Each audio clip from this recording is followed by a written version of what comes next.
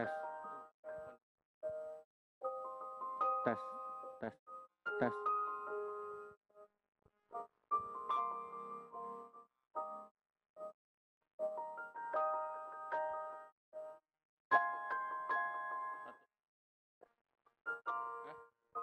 Satu apa empat? Empat dulu dong, kan warta. Warta dulu kan? Empat ya.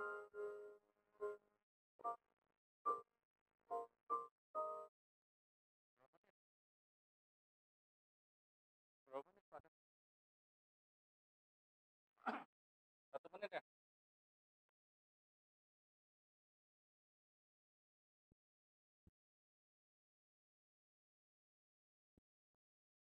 Yuk.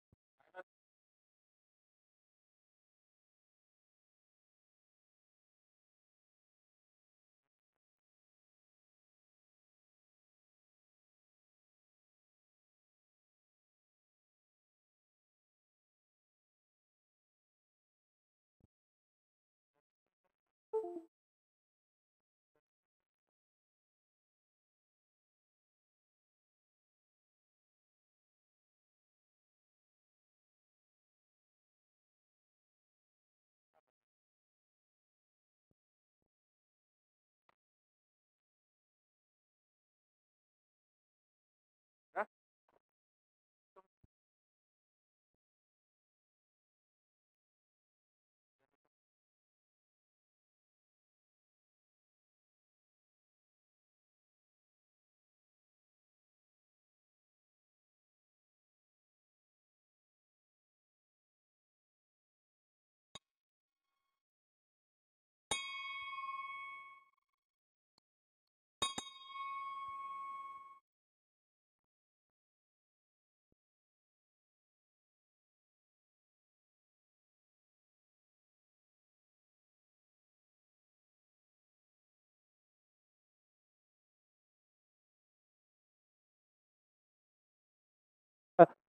Pertama kali hadir dan bergabung dalam ibadah online ini, dalam ibadah Jumat Agung 21 2 April 2021 secara online melalui channel YouTube Gereja Kristus Gading Serpong.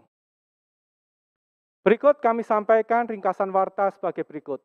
Pertama, Gereja Kristus Gading Serpong saat ini melakukan kegiatan ibadah secara online dengan rincian sebagai berikut. Ibadah Jumat Agung ini dilayani oleh Bapak Pendeta Albert Adam dari Gereja Kristus Gading Serpong dengan tema Imam Besar Agung dari Ibrani 4:14 sampai 5 sampai ayat 10. Kami atas nama Majelis Jemaat Gereja Kristus Gading Serpong mengucapkan terima kasih atas pelayanan Bapak. Tuhan Yesus memberkati. Penekanan warta kedua adalah persekutuan doa Sabtu pagi ini akan dilaksanakan secara online lewat aplikasi Zoom pada tanggal 3 April 2021 mulai jam 7 pagi dengan tema Kebangkitan Yesus menghilangkan ketakutan dari Lukas 24 ayat 1 sampai 12 dengan pelayan firman Bapak Henry. Kemudian ibadah Paskah hari Minggu 4 April 2021 pukul 8 pagi akan dilaksanakan secara online dengan YouTube dengan tema Kebangkitannya Mengubahkanku dari Lukas 24 ayat 1 sampai 12 akan dilayani oleh Bapak Pendeta Albert Adam. Kemudian pada tanggal 4 April tersebut juga akan dilaksanakan kegiatan CD dan baptisan dewasa. Jemaat akan diadakan pada tanggal 4 April mulai jam 8 pagi secara live melalui YouTube. Berikut adalah nama-nama yang akan dibaptis dewasa ataupun di CD. Yang pertama adalah Bapak Haryanto Wijaya, kemudian kedua Ibu Yeti Suryati, kemudian ketiga adalah Saudari Desi Amelia Sugianto, dan keempat adalah Saudari Gabriel Hidayat. Kelas katekisasi 2021 sudah dimulai, diadakan setiap hari Minggu pukul 7 malam melalui Zoom, melalui aplikasi Zoom. Akan dilayani oleh Bapak Pendeta Albert Adam. Demikian warta untuk minggu ini. Selamat beribadah, Tuhan Yesus memberkati.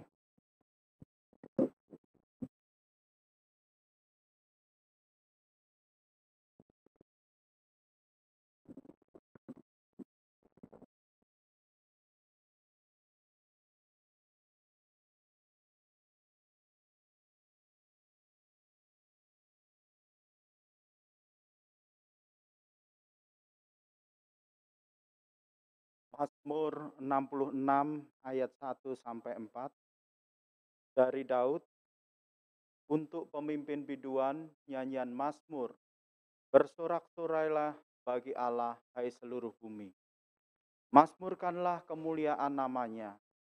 Muliakanlah dia dengan puji-pujian. Katakanlah kepada Allah, betapa dahsyatnya segala pekerjaanmu.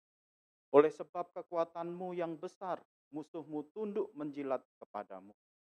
Seluruh bumi sujud menyembah kepadamu dan bermazmur bagimu, memazmurkan namamu. Kita naikkan pujian Hatiku Beriman.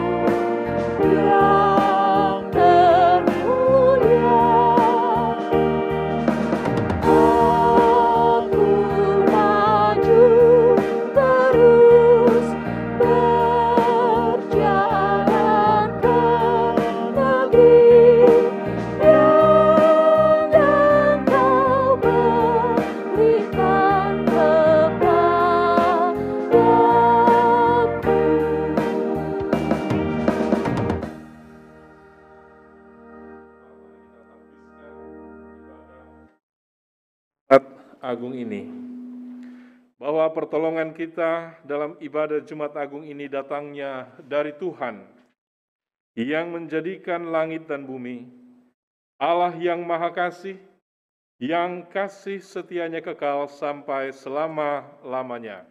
Amin. Kasih karunia dan rahmat serta damai sejahtera dari Allah Bapa kita dan dari Tuhan Yesus Kristus menyertai saudara sekalian. Juga menyertai saudara. Mulia bagi Bapa. Mulia bagi Bapa, bagi Anak serta Roh Kudus, dari permulanya, sekarang dan akan jadi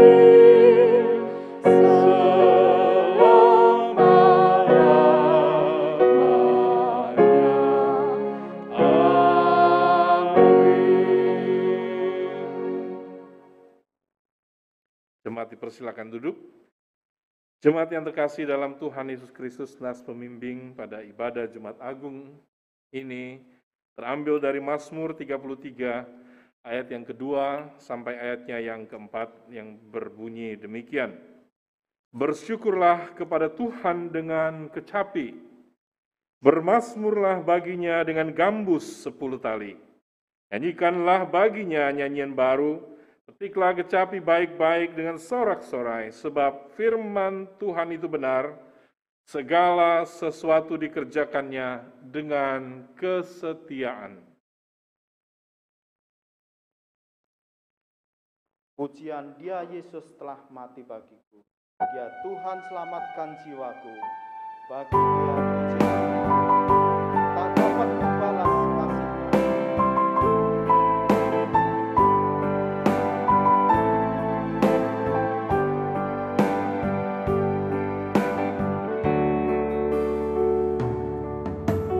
Dia Yesus telah mati bagiku.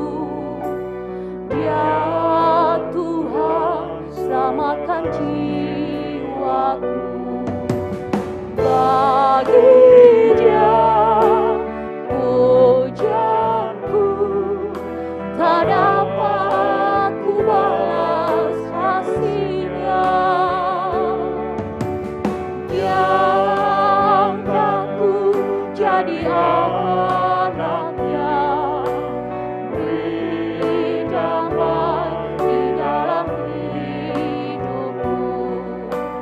Bagi Dia sembahku, hanya Dia segalanya bagiku. Bagi Dia segala pujian, hormat serta syukur kekal selamanya. Bagi Dia segala pujian, hormat serta syukur selama-lamanya. Bagi Dia segala pujian, hormat serta syukur kekal selamanya. Bagi Dia segala pujian, hormat serta syukur selama-lamanya.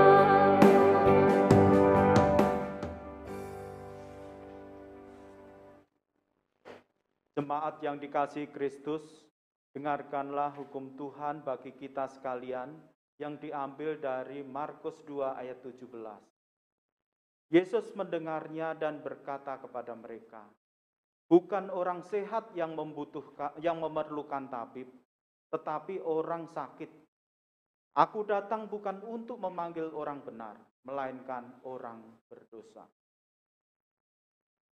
Jemaat yang terkasih dalam Tuhan Yesus Kristus, marilah kita datang kepada Tuhan Yesus Kristus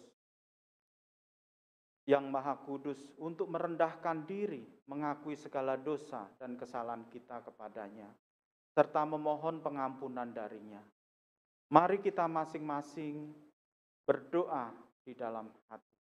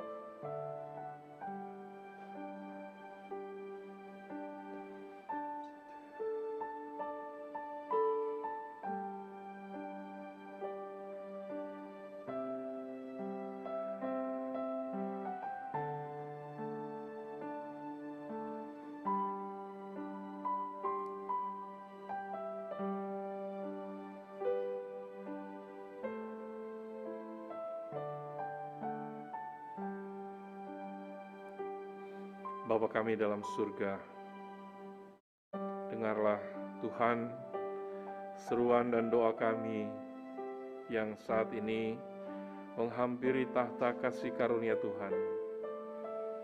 Dengan penuh kesadaran kami mengaku di hadapan Tuhan akan segala dosa, perbuatan kami, tutur kata kami, tingkah laku kami, apa yang ada di dalam hati dan pikiran kami, setiap keputusan-keputusan yang kami buat yang bertentangan dengan kehendak Tuhan.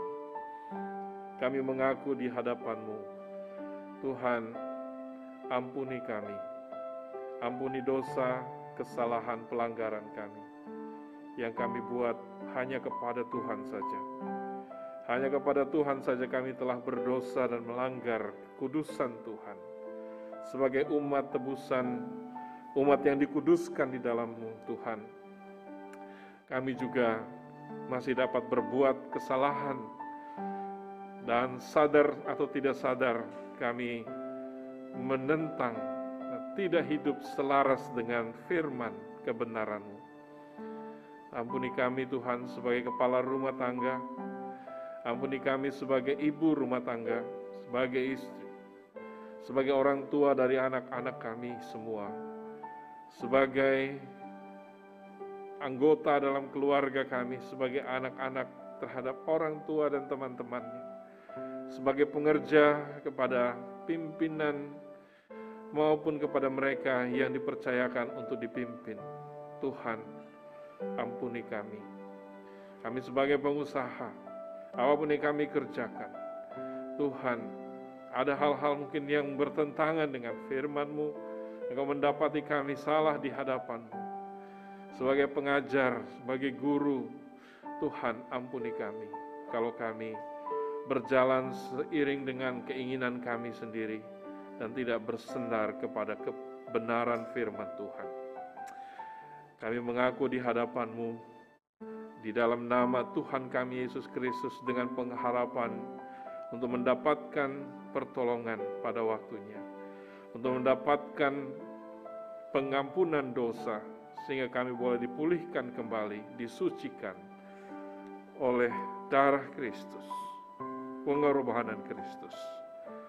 Terima kasih Tuhan, dalam nama-Mu kami bawa doa kami ini. Amin. Saya mengajak jemaat berdiri. Dan bagi saudara yang telah mengaku segala dosa dan kejahatannya di hadapan Allah dan sungguh-sungguh bertobat, dengarkanlah berita anugerah pengampunan seperti yang tertulis dalam Roma pasal yang ke-5 ayat yang ke-8 sampai ayat yang ke-10. Demikian firman Tuhan. Akan tetapi Allah menunjukkan kasih-Nya kepada kita, oleh karena Kristus telah mati untuk kita ketika kita masih berdosa. Lebih-lebih karena kita sekarang telah dibenarkan. Oleh darah-Nya, kita pasti akan diselamatkan dari murka Allah. Sebab jikalau kita ketika masih seteru diperdamaikan dengan Allah oleh kematian-Nya, kematian anak-Nya, lebih-lebih kita yang sekarang telah diperdamaikan, pasti akan diselamatkan oleh hidup-Nya. Jemaat kekasih Tuhan, berdasarkan firman Tuhan ini, maka sebagai hamba Yesus Kristus, saya memberitakan bahwa pengampunan dosa telah berlaku bagi kita di dalam nama Bapa, Anak, dan Roh Kudus. Amin. Syukur kepada Allah untuk kasih dan anugerah-Nya yang besar kepada kita. Jemaat, kita akan naikkan pujian syukur. Yesus disalib di Golgota menanggung derita bagi kita. Segala dosa ditanggung-Nya, mati disalib ganti kita.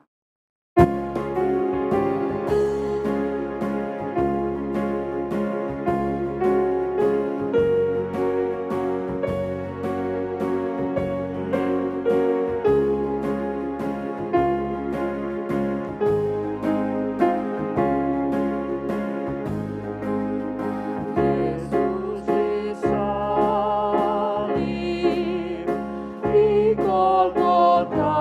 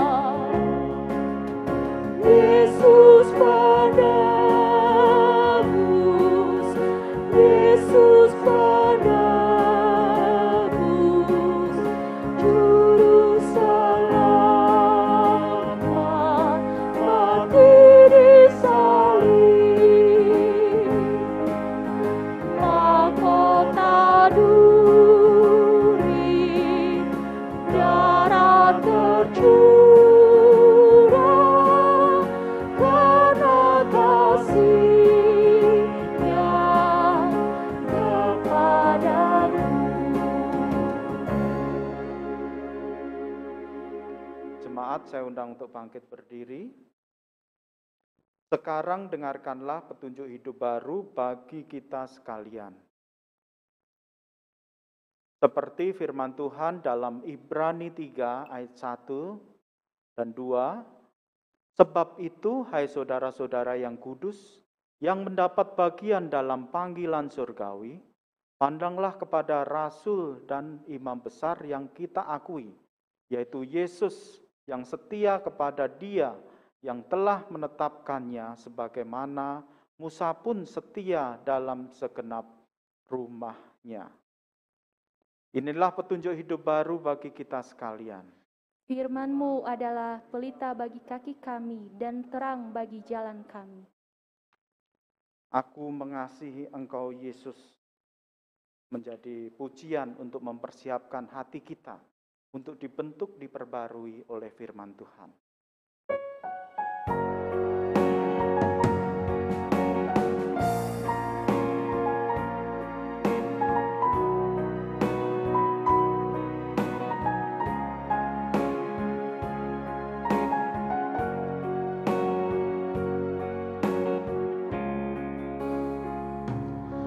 Aku mengasihi Engkau Yesus dengan segenap hatiku. Aku mengasihi Engkau Yesus dengan segenap jiwaku. Renungkan firman-Mu siang dan malam, ku pegang perintah-Mu dan ku lakukan. Engkau tahu ya Tuhan, tujuan hidupku hanyalah untuk menyenangkan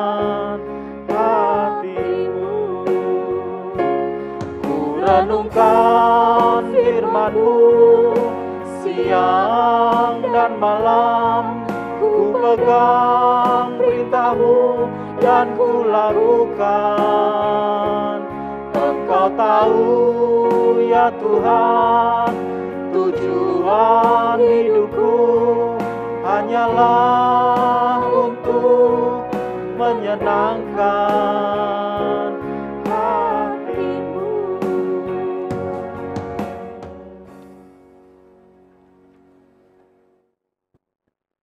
Jemaat kekasih Tuhan, mari kita siapkan hati kita. Kita sama-sama mau berdoa, sekali lagi mohon penyertaan dan pertolongan Tuhan. Mohon pimpinan Roh Kudus-Nya agar kita dapat bersama-sama mendengar firman Tuhan dan memahami apa yang diinginkan Tuhan bagi kita. Mari kita berdoa. Tuhan Bapa dalam surga, sekali lagi kami datang di hadapan-Mu dengan membawa seluruh kehidupan kami. Dan saat ini kami mau mendengarkan dan merenungkan firman Tuhan. Kiranya Tuhan memberkati firman-Mu, memberkati perenungan kami, hingga apa yang kami dengar sungguh berasal daripada Tuhan dan Tuhan yang akan menolong kami untuk dapat memahami, mengerti, serta dapat mempraktekkan, menjalankan dalam kehidupan kami sehari-hari. Bimbinglah kami ya Tuhan oleh Roh Kudus-Mu. Singkapkan isi hati-Mu. Dalam nama Tuhan Yesus kami berdoa. Amin. Selamat pagi, shalom, dan selamat bersama-sama kita merayakan Hari Jumat Agung. Bersama-sama kita mengingat peristiwa besar dalam sejarah umat manusia, di mana Kristus Yesus Tuhan, Anak Allah yang hidup, datang ke dalam dunia, memberikan dirinya taat kepada Bapa untuk menjadi penebus bagi kita umat manusia. Pembacaan kita pada hari ini diambil dari Ibrani pasal yang ke-4, ayat yang pertama sampai ayat yang ke-10 dari pasal yang ke-5. Saya akan membacakan bagi kita sekalian. Demikian firman Tuhan. Yesus sebagai imam besar. Karena kita sekarang mempunyai imam besar agung yang telah melintasi semua langit, yaitu Yesus anak Allah, baiklah kita teguh berpegang pada pengakuan iman kita. Sebab imam besar yang kita punya bukanlah imam besar yang tidak dapat turut merasakan kelemahan kita.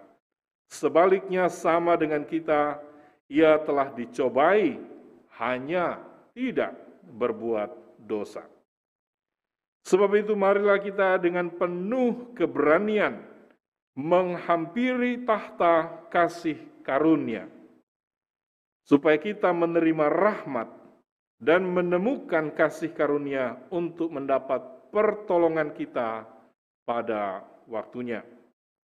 Sebab imam besar yang dipilih dari antara manusia ditetapkan bagi manusia dalam hubungan mereka dengan Allah, supaya ia mempersembahkan persembahan dan korban karena dosa.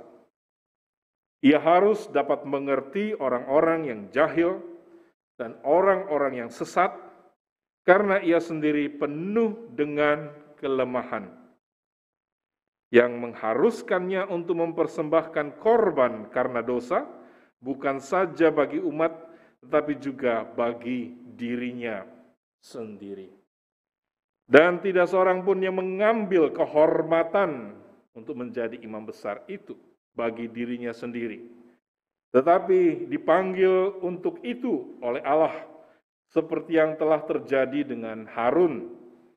Demikian pula Kristus tidak memuliakan dirinya sendiri dengan menjadi imam besar, tetapi dimuliakan oleh Dia yang berfirman kepadanya, "Anakku engkau telah kuperanakkan pada hari ini." Sebagaimana firman-Nya dalam suatu nas lain, "Engkau adalah imam untuk selama-lamanya menurut peraturan Melkisedek." Dalam hidupnya sebagai manusia, ia telah mempersembahkan doa dan permohonan dengan ratap tangis dan keluhan kepada Dia yang sanggup menyelamatkannya dari maut. Dan karena kesalehannya, ia telah didengarkan. Dan sekalipun ia adalah anak, ia telah belajar menjadi taat dari apa yang telah dideritanya. Dan sesudah ia mencapai kesempurnaannya, ia menjadi pokok keselamatan yang abadi bagi semua orang yang taat kepadanya, dan ia dipanggil menjadi imam besar oleh Allah menurut peraturan Melkisedek. Demikianlah firman Tuhan. Berbahagialah kita yang mendengar firman Tuhan, yang menyimpan firman Tuhan di dalam hati kita masing-masing, serta yang melakukan firman Tuhan dengan setia. Saudara kekasih dalam Tuhan Yesus Kristus, dalam surat Ibrani ini penulis berbicara tentang imam besar agung. Satu konsep yang tidak kita temui di dalam kehidupan kita bangsa Indonesia, yang disebut dengan imam besar agung. Itu seperti apa? Oleh sebab itu saya ingin mengajak kita bersama-sama melihat ke dalam perjanjian lama untuk melihat sekilas bagaimana imam besar di dalam perjanjian lama yang dimaksud oleh penulis Ibrani, yang sedang menceritakan sebenarnya dari awal tentang Yesus Kristus. Dia lebih tinggi dari malaikat, dia lebih besar daripada Musa, lebih besar daripada Harun sebagai imam besar. Oleh sebab itu dia disebut sebagai imam besar agung, bukan hanya imam besar biasa, tetapi imam besar agung, the great high priest. Dia adalah imam besar agung, lebih tinggi dari yang pernah ada di dalam kehidupan umat Tuhan, dan lebih utama karena kualitasnya yang sangat berbeda dengan apa yang pernah ada sebelumnya. Saudara yang dikasihi Tuhan Yesus Kristus, jika kita melihat di dalam slide yang berikut ini, ada pentahbisan Harun dan anak-anaknya di imamat pasal yang ke-8. Imamat pasal yang ke-8 itu berbicara tentang pentahbisan Harun dan anak-anaknya. Satu ritual yang diinginkan Tuhan dilakukan di depan seluruh umat Israel yang ada pada waktu itu. Ketika mereka keluar dari tanah Mesir, Tuhan membawa mereka dalam perjalanan sampai ke Gunung Horeb. Dan di atas Gunung Horeb, di atas Gunung Sinai, Tuhan memanggil Musa untuk naik dan menghadapnya, serta mengajar kepada Musa segala sesuatu yang harus dilakukannya di tengah-tengah kehidupan umat Tuhan yang sedang dalam perjalanan. Ada satu proyek yang Tuhan ingin buat, yang Tuhan ingin supaya Musa dan orang Israel itu melihat dengan jelas. Satu proyek untuk membangun yang disebut dengan kemah suci. Satu kemah suci yang seluruh ukurannya, bahan-bahannya, semua yang dari kain, yang dari kulit, yang dari kayu, yang dari perak, yang dari emas, dan seterusnya. Semua itu dengan detail dan penuh dengan aturan ukuran yang ada, disampaikan Tuhan kepada Musa yang waktu itu berada di puncak Gunung Sinai bersama Tuhan selama 40 hari. Musa melihat gambaran kemah suci yang Tuhan taruhkan dalam hatinya. Dan kemudian untuk melengkapi kemah suci ini, Tuhan menaruh pelayan-pelayannya, menunjuk, mengangkat pelayan-pelayan yang akan melayani kemah suci ini, yang ada di tengah-tengah umat Tuhan, sebagai lambang kehadiran Tuhan di tengah-tengah umatnya. Tuhan ingin ada di antara umatnya sejak pertama ketika Tuhan menjadikan manusia. Tuhan ingin ada bersama-sama dengan manusia, bergaul dengan ciptaannya, ciptaan yang tertinggi dari antara segala ciptaan, di mana manusia menyandang keserupaan dengan dirinya. Tuhan memberikan itu di dalam diri manusia sehingga Tuhan mau ada, bergaul, berkomunikasi walaupun Tuhan bukan sendirian. Kita percaya bahwa Dia adalah Tritunggal Kudus yang tidak pernah kesepian dalam kekekalan. Tetapi dalam anugerahnya, di dalam kasihnya, Dia ketika menciptakan manusia yang serupa dengan gambarnya, Tuhan mau share keberadaannya. Tuhan mau membuka bagi manusia ciptaannya ini tentang dirinya, tentang rencananya, tentang semua keinginannya kepada manusia. Sehingga saudara-saudara yang dikasihi Tuhan, Tuhan pada waktu itu menunjuk seorang dari antara umat Tuhan, dari antara suku Lewi, ditunjuk untuk menjadi perantara, pengantara, ditunjuk untuk menjadi mediator antara Allah dan umatnya. Sehingga antara Allah dan umat Allah ada seorang mediator, ada seorang pengantara yang ketika menghadap umat Tuhan, dia berbicara sebagai wakil dan representasi Allah. Tapi ketika dia menghadap Tuhan, ketika dia datang kepada Tuhan, dia mewakili umat menjadi representasi bagi umat kepada Allah. Itulah pekerjaan pengantara, seorang imam besar yang diangkat dari antara umatnya. Firman Tuhan tadi mengatakan bahwa dia adalah manusia yang juga penuh dengan kelemahan, tetapi juga dia perlu memahami kelemahan-kelemahan manusia, umat Tuhan yang ada bersama-sama dengan dia. Dia harus tahu bagaimana orang yang jahil, bagaimana orang yang jahat. Sedemikian rupa dia juga dapat mewakili mereka datang kepada Tuhan dan membawakan keluhan-keluhan, membawakan segala keberadaan kelemahan mereka di hadapan Tuhan. Saudara kekasih dalam Tuhan Yesus Kristus, saya membaca beberapa nas dari pasal yang ke-8 dari Imamat, dari ayat yang ke-30. Demikian firman Tuhan. Dan lagi Musa mengambil sedikit dari minyak urapan, dari darah yang ada di atas mezbah itu. Lalu dipercikannya itu kepada Harun, ke pakaiannya, juga kepada anak-anaknya, ke pakaian anak-anaknya. Dengan demikian ditahbiskannya lah Harun, pakaiannya, juga anak-anaknya, pakaian anak-anaknya. Berkatalah Musa kepada Harun dan kepada anak-anaknya, masaklah daging itu di depan pintu kemah pertemuan. Di sanalah harus kamu memakannya dengan roti yang ada dalam bakul untuk dipersembahkan untuk persembahan pentahbisan.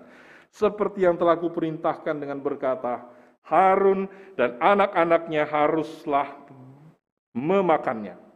Dan apa yang tinggal dari daging dan roti itu haruslah kamu bakar habis dengan api.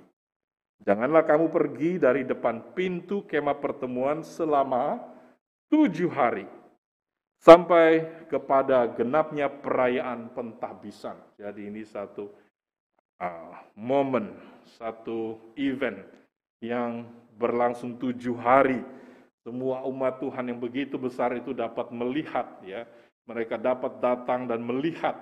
Mereka dapat langsung secara pribadi ada bersama-sama melihat mana sih yang namanya Musa, mana sih yang Harun itu, bagaimana sih pakaiannya yang begitu luar biasa itu, yang khusus ditenun dengan baik, dengan penuh batu permata di dalamnya, ya, dengan berbagai simbol yang ada di dalamnya.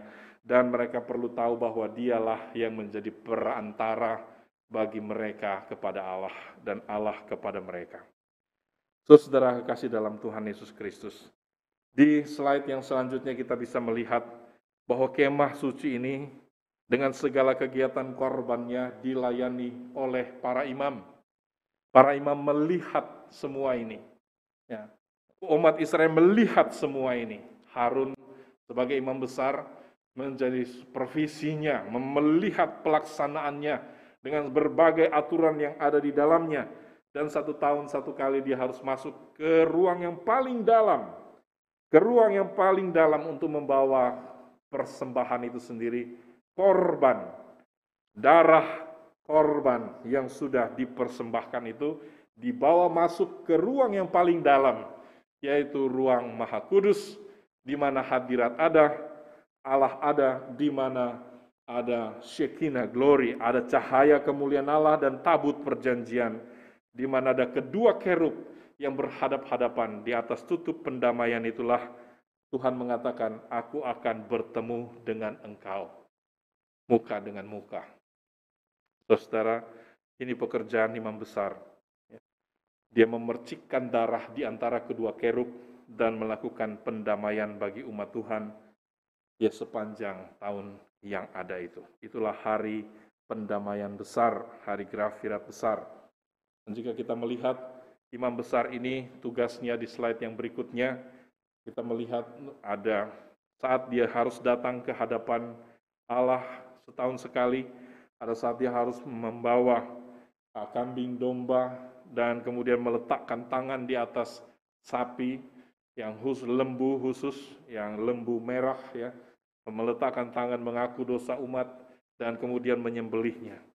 Di depan semua mata orang Israel, ritual ini terus dilakukan sambil terus mengingatkan bahwa setiap ada dosa dan pengakuan dosa, hewan yang ditumpangi tangan itu akan mati. Hewan yang dibawa sebagai kurban benar-benar dikurbankan karena dosa, karena segala perbuatan kesalahan umat Tuhan di hadapan Tuhan. Karena pemberontakan, karena ketidaktaatan dan ketidaksetiaan kepada firman Tuhan, maka semua ini terjadi. Inilah apa yang ada dalam kehidupan imam besar. Secara singkat kita bisa melihat demikian. Terus saudara kasih dalam Tuhan, di sini dikontraskan dalam nats kita ini, dikontraskan. Jika kita melihat di slide yang berikut, ada perbedaan yang besar. Di sana dikatakan imam besar Harun itu haruslah suku Lewi. Dia harus suku Lewi, keturunan-keturunan Lewi dan seterusnya. Mempersembahkan berbagai macam korban. ada yang lembu, ada yang kambing domba, kemudian ada juga yang merpati bagi orang-orang yang tidak mampu, dan seterusnya. Semua berbagai hewan-hewan ini dikorbankan sedemikian rupa untuk dosa. Tetapi penulis Ibrani mengatakan, Kristus dengan satu korban saja, ia telah menyempurnakan semua mereka yang datang kepadanya, yang percaya kepadanya.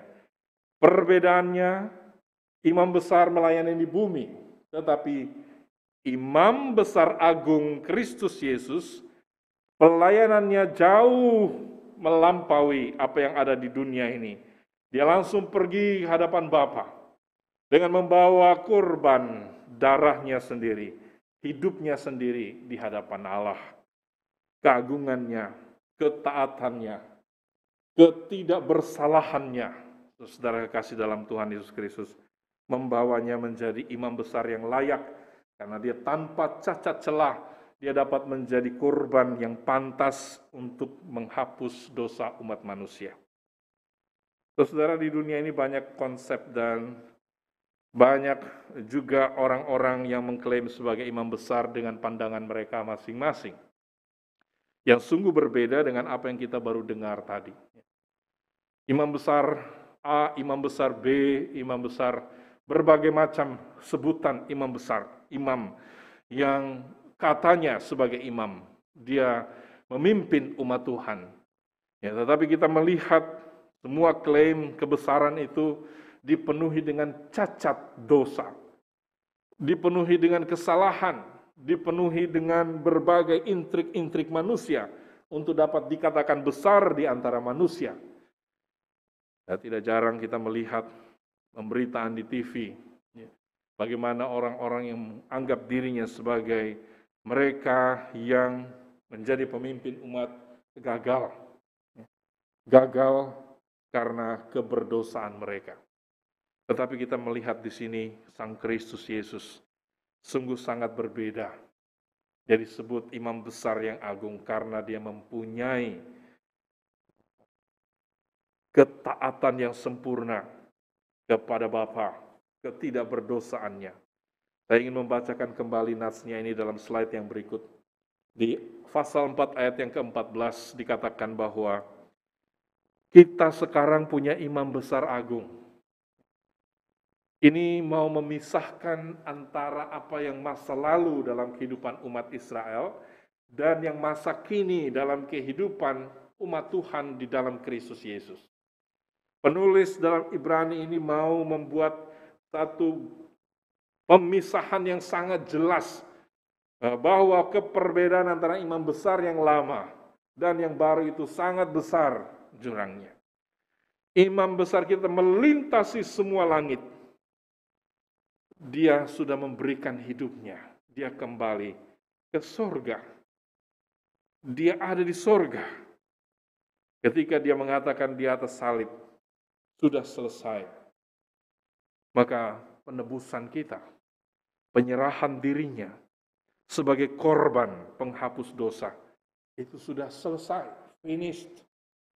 Apa yang dikerjakannya untuk menebus manusia dari dosa, seperti yang dilakukan imam besar pada zaman dulu, menyembelih setelah ada pengakuan dosa, binatang itu disembelih, darahnya dicurahkan. Tapi kali ini imam besar Kristus Yesus menyerahkan hidupnya. Mulai dalam masa sengsaranya, sejak dia dihianati, masuk ke Getsemani dengan keringat darah, dihina, dipukul, dicambuk, dan seterusnya. Semua dilewati oleh Kristus Yesus sebagai satu korban bagi dosa. Dia yang tidak mengenal dosa dijadikan dosa. Itu hal terberat yang kita tidak pernah dapat rangkum dalam pikiran kita untuk pahami sepenuh-penuhnya. Karena kita lahir dalam dosa. Dia tidak lahir dalam dosa.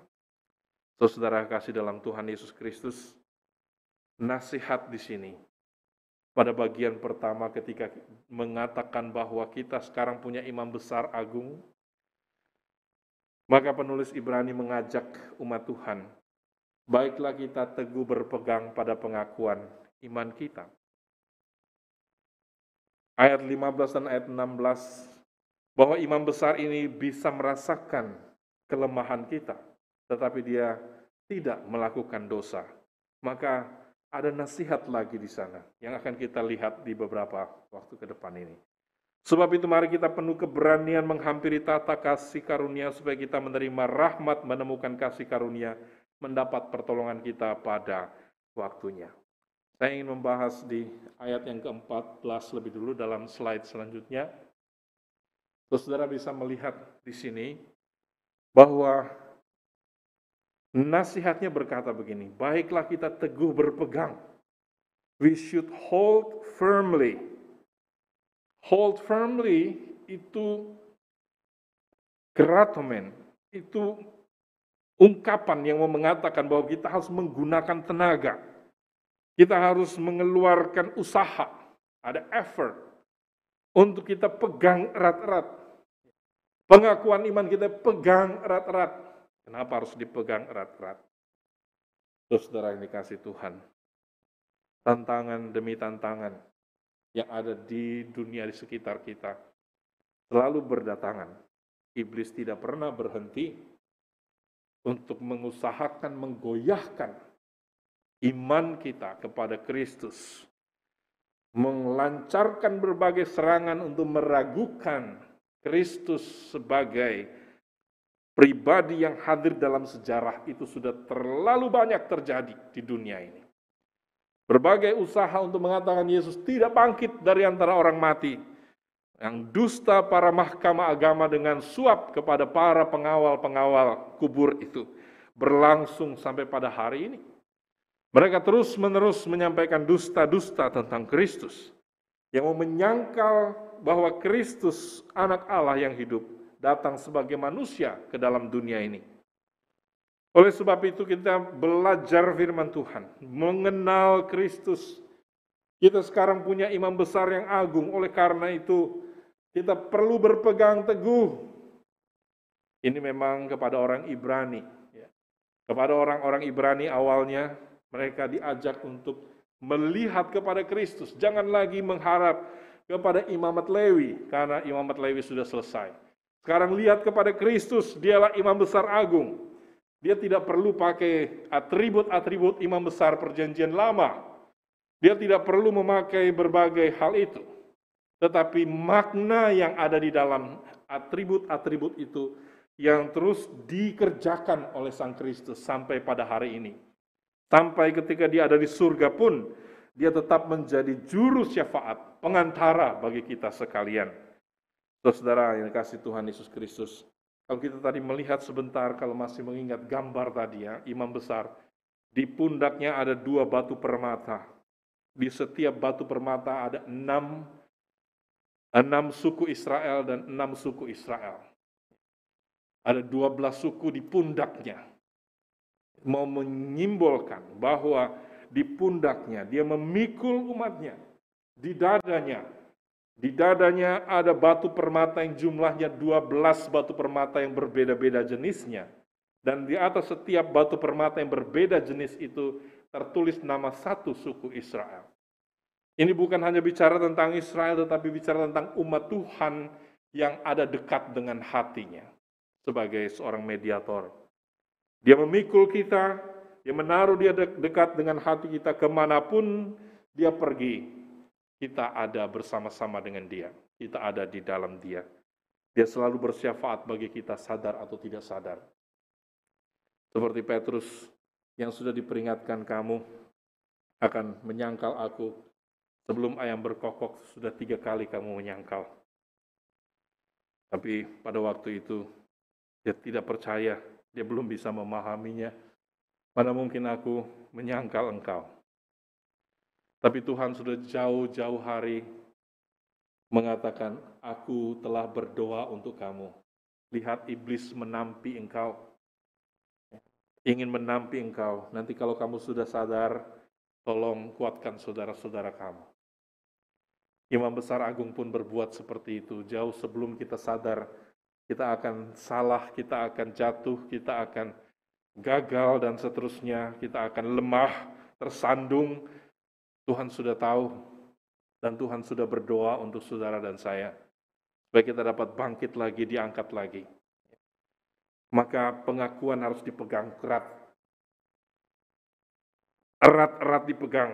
Usaha untuk pegang erat itu penting. Kita perlu mengenal firman-Nya, perlu mengenal isi hatinya untuk dapat memegang pengakuan itu sendiri. Bagaimana mungkin kita dapat memegang kalau kita tidak tahu apa yang kita pegang? Hal yang berikut, saudara yang dikasih Tuhan, yang kita melihat di sini, di slide yang berikut, imam besar turut merasakan kelemahan kita. Imam besar turut merasakan kelemahan kita, hanya tidak berbuat dosa. Kata yang dipakai di sana turut merasakan adalah to sympathize. Bukan hanya empathize, sympathize. Dia ikut rasakan kelemahan kita. Bukan hanya dari jauh dan tidak terlibat, tapi dia terlibat dengan apa yang kita rasakan. Ini satu hal yang indah untuk kita ingat-ingat dalam setiap kelemahan kita. Tuhan tahu, Tuhan ikut merasakan kelemahan. Siapapun engkau, bagaimanapun latar belakangmu, umat Tuhan, engkau dipilih bukan karena kebetulan, tetapi karena penetapan Tuhan. Karena Tuhan mau memanggil engkau, mau membawa engkau dalam pengenalan akan dirinya. Maka kita perlu ingat baik-baik bahwa kita mendapatkan kasih karunia ini. Dan yang terakhir, Bapak Ibu Saudara yang dikasih Tuhan, kita harus datang, kita boleh datang karena itu dengan penuh keberanian, boldness. Ya, dengan secara terbuka kita boleh datang kepada Dia. Supaya kita bisa menerima kasih karunia, bisa menerima kemurahan atau mercy dan grace kasih karunia itu. Mercy bicara tentang hati Allah yang mau mengangkat, mengerti kelemahan kita. Maka ada kemurahan di dalam sana. Dan kasih karunia, ketidaklayakan kita, dilayakkan oleh karena kasih-Nya itu sendiri. Saudara kekasih dalam Tuhan, oleh sebab itu, dua hal yang kita ingat saat ini, yang kita mau pegang sebelum kita mengakhiri ini. Di slide yang terakhir, tetaplah setia dalam iman, pengakuan kita akan Kristus sebagai Tuhan dan Juru Selamat kita. Dia imam besar kita. Dan kita memiliki tempat untuk mendapat pertolongan yang pasti setiap kali kita butuh penghiburan. Mungkin kita terus ditekan, iblis terus menekan kita, menganggap kita tidak layak, dan ingin membawa kita jauh dari Tuhan. Tetapi hari ini kita mendengar dan mengingat kembali, Tuhan selalu terbuka tangannya untuk saudara betapapun apa yang kita lakukan, yang kita kerjakan. Nah, ketika kita disadarkan oleh Roh Kudus, kita bisa dapat dipulihkan kembali dalam kasih karunia Tuhan, bangkit kembali dari segala kelemahan kita, untuk kemudian kita boleh bertumbuh ke arah Kristus yang adalah kepala, yang menjadi contoh teladan bagi kita sekalian. Biarlah firman Tuhan ini menolong kita, imam besar agung kita ada di sorga.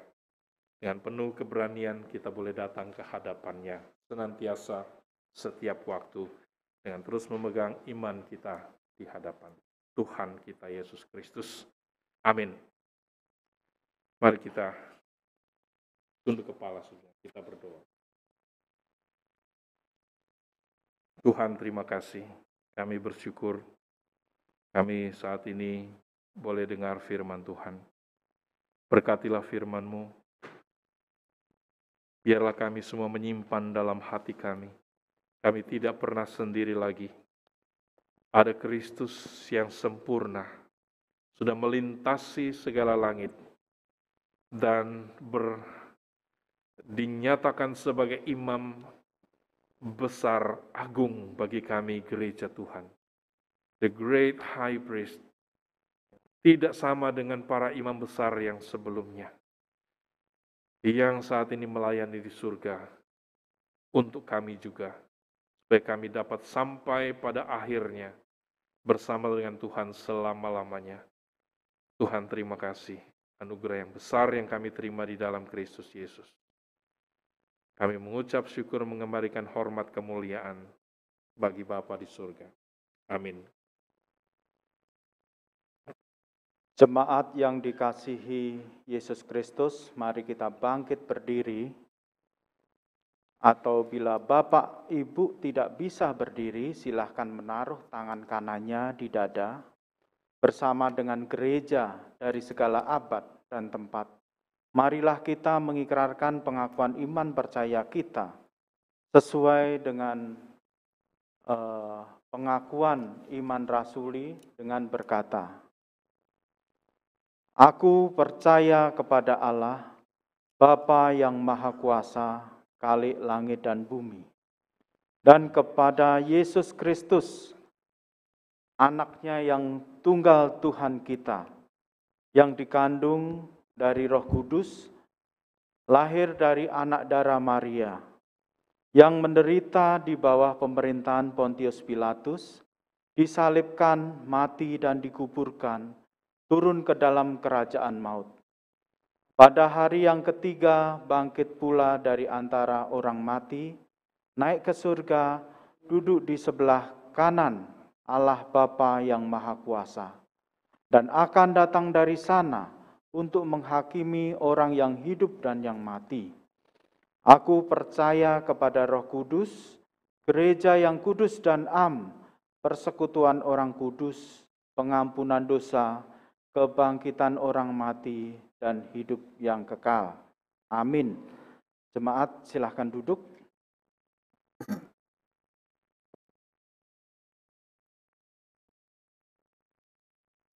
Jemaat yang terkasih, dengan penuh sukacita dan kerelaan, marilah kita memberikan persembahan syukur Tuhan sebagai ungkapan terima kasih atas segala berkat yang telah Tuhan nyatakan dalam kehidupan kita.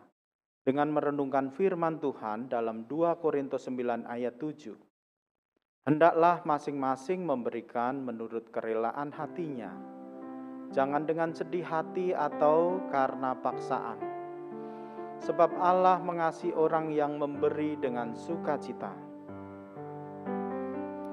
Ada 3 cara yang Bapak dan Ibu bisa lakukan dalam memberikan persembahan. Yang pertama, dengan mentransfer bank ke rekening BCA atas nama gereja. Dengan rekening nomor 401-301-1501 atas nama gereja. Yang kedua, dengan scan QR Code lewat aplikasi seperti MBCA, Sakuku, GoPay, Dana, Link, Aja, dan OVO. Dan Bapak Ibu juga bisa menyimpan sementara dalam amplop persembahan dan membawanya ke gereja pada saat beribadah kembali di gereja.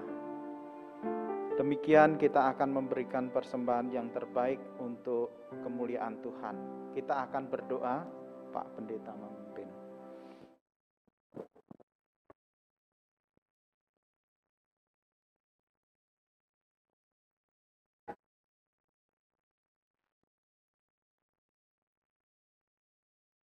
Jemaat yang dikasihi dalam Tuhan kita Yesus Kristus, mari kita berdoa. Bapa dalam surga, saat ini kami datang lagi dengan membawa seluruh doa-doa kami di hadapan Tuhan. Kami sehati sebagai jemaat Tuhan, mensyukuri anugerah-Mu yang tidak putus-putusnya kami alami dalam hidup kami ini. Anugerah ketika Tuhan menghibur, menguatkan kami ketika tantangan dan masalah datang. Engkau terus memberi kami kekuatan untuk dapat melewati hari-hari kami dan menyeimbangkan hari-hari masa-masa sukar dengan masa-masa sukacita dalam kehidupan kami. Terima kasih Tuhan. Kami sudah melewati seminggu bersama dengan Tuhan. Kami memasuki hari-hari yang ada di depan bersama dengan Tuhan. Di hari ini Tuhan kami boleh diingatkan akan kasih Tuhan yang begitu besar. Kami juga mau belajar seperti Kristus, yang rela memberikan hidupnya untuk dapat menjadi tebusan bagi semua orang, bagi umat Tuhan. Supaya kami terlepas dari belenggu maut dan memiliki kehidupan di dalam Kristus Yesus. Bapak, kami mendoakan bangsa dan negara kami Indonesia. Tuhan kiranya menolong para pemimpin bangsa kami Indonesia, Pak Presiden dan Wakil dan seluruh menteri dan jajarannya, semua aparat penegak hukum maupun TNI yang menjadi membawa pertahanan bagi bangsa negara kami ini, Indonesia ini Tuhan. Menjaga kesatuan dan wibawa Republik Indonesia ini. Tuhan memberkati semua aparat dari pusat sampai ke daerah. Supaya negara kami yang kami kasihi ini, negara Indonesia yang segala kemajemukannya, kami boleh hidup dalam kasih, saling memperhatikan, saling mengasihi satu dengan yang lain, dan hidup boleh sebagai gerejamu, kami juga mengambil bagian dalam menyatakan Injil kasih karunia Tuhan, menyatakan kemurahan Tuhan sesuai dengan iman kami di tengah-tengah dunia ini Tuhan. Terima kasih, kami menyerahkan bangsa negara kami dan kami semua sebagai gereja Tuhan ke dalam tangan kasih Tuhan. Tuhan kiranya memberkati bagi saudara kami yang sedang mengalami bencana. Tuhan kiranya terus berikan kekuatan dan penghiburan buat mereka. Supaya kami juga mengambil bagian di dalam meringankan beban yang sedang ditanggung oleh saudara-saudara sebangsa kami. Tuhan menolong memberkati gereja-gerejamu dalam bersama-sama dengan seluruh masyarakat Indonesia yang berbeda-beda ini, saling bergandeng tangan untuk kebaikan bersama dalam keperbedaan kami. Tuhan terima kasih, kami bersyukur dan menyerahkan juga saudara kami, keluarga-keluarga mungkin yang saat ini sedang terpapar dengan sakit penyakit Tuhan di masa wabah COVID-19 ini, supaya juga terus mendapatkan kekuatan dan jalan yang daripada Tuhan untuk dapat pemulihan-pemulihan bagi mereka yang dalam izin Tuhan ada yang harus kehilangan anggota keluarganya, yang telah kehilangan anggota keluarganya, kiranya mereka juga mendapatkan kekuatan penghiburan di dalam Engkau ya Bapa. Kami menyerahkan pemerintah kami juga dalam pendistribusian vaksin supaya dapat terus berjalan dan masyarakat kami Indonesia ini dapat semua merasakan dan mendapat bagian dalam vaksinasi masyarakat di Indonesia ini. Tuhan, kami berdoa supaya pemulihan lepas pemulihan terjadi bagi bangsa negara kami ini dalam kehidupan berbangsa bernegara, tapi juga kami berdoa pemulihan secara rohani, supaya nama-Mu dimuliakan, supaya juga banyak orang dan melihat kasih karunia Tuhan, merespon seperti yang mereka dapat responi dalam anugerah Tuhan. Terpuji-pujilah Bapa. Dalam nama Tuhan Yesus Kristus kami berdoa dan juga mau menyerahkan bersama-sama persembahan yang sudah kami bawa di hadapan Tuhan. Kiranya ini sungguh boleh menjadi berkat bagi gerejamu, bagi pekerjaan pelayanan Tuhan, baik dalam lingkup ke dalam maupun dalam lingkup keluar, sebagai wujud kasih kepada sesama kami. Ini doa kami Tuhan yang kami bawa hanya dalam nama Tuhan kami Yesus Kristus, Tuhan Juru Selamat kami yang sudah mengasihi kami. Amin. Jemaat kekasih Tuhan, mari kita berdiri.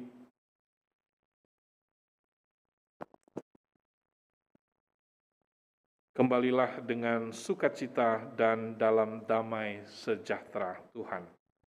Kami jalani hidup dengan penuh sukacita dan damai sejahtera Tuhan. Arahkanlah hatimu senantiasa kepada Tuhan. Kami mengarahkan hati kami senantiasa kepada Tuhan, Gembala kami yang baik. Jadilah saksi Tuhan yang setia. Kami siap menjadi saksi-saksinya yang setia. Jemaat sekalian, marilah kita menyanyikan satu pujian pengutusan, mari datang kepada Yesus.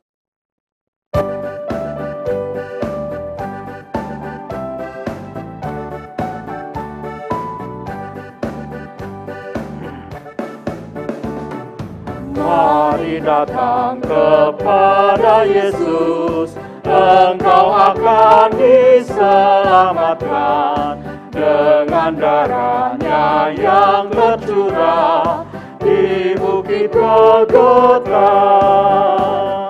Sungguh besar anugerah Tuhan, jiwamu diselamatkannya.